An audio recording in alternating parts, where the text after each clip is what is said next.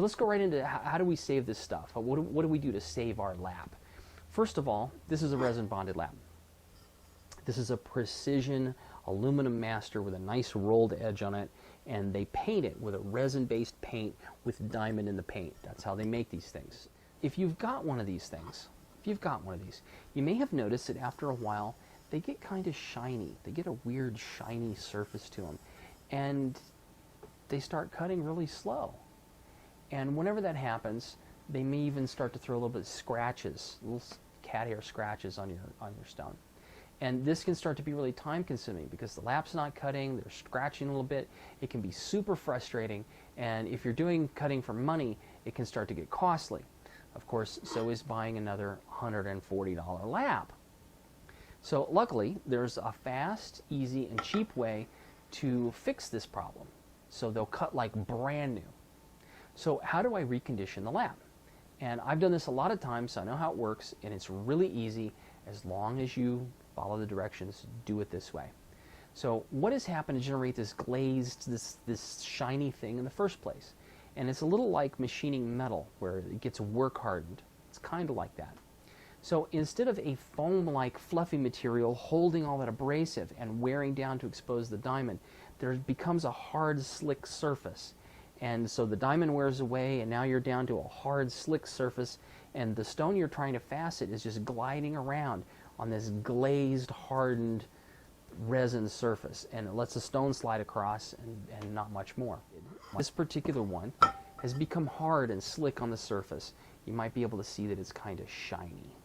You can see that shiny reflection maybe, right? What we want to do is we want to remove that hardened surface and allow it to have a new interface to get rid of that overhard stuff, and so the next gem facet that meets this fresh resin, it'll wear evenly, it'll expose new diamond at just the right rate, and we're going to do that. We're going to remove that hardened surface by using a special abrasive material to grind away the surface of the resin, but we're going to do it so that it happens very evenly, and so just enough of it gets removed to get the lap going again.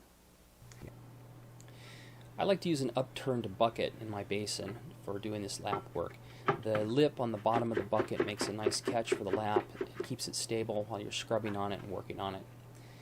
You want to use a nice stiff bristled nylon brush like this one for your scrubbing stuff, and I like to keep a different one for every lap. Use only Lava brand soap.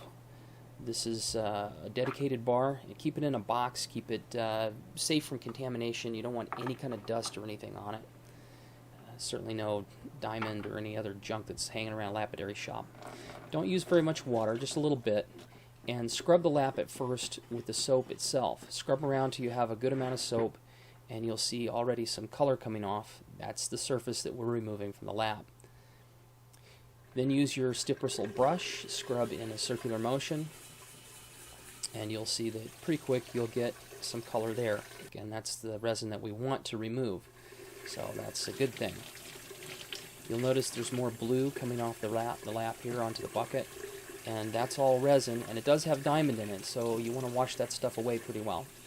Scrub the lap with running water to decontaminate it. Make sure you get all the abrasive from the soap off, and again, don't dry it with a towel. Just stick it on your machine and spin it up to high speed and spin it dry. Towels tend to contaminate things, so no contamination here. Just spin it up. It doesn't take but a few seconds.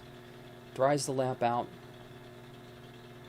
and as soon as it's dry, you'll see in this close-up that we have a nice matte surface. That shiny area is gone, no more glazing, and this lap is ready to go to work for us. So now the lap is ready for fast, slick, pre-polish work. And I've found that you can prevent the glazing problem and delay the need for reconditioning by doing 3 simple things. First, run the lap slowly. Don't run these laps at high speed. Don't try to cut with them at high speed, just run them slowly.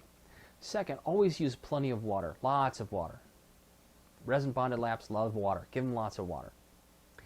Third, use light pressure. Never press really hard to try to speed things up. That seems to glaze the laps faster.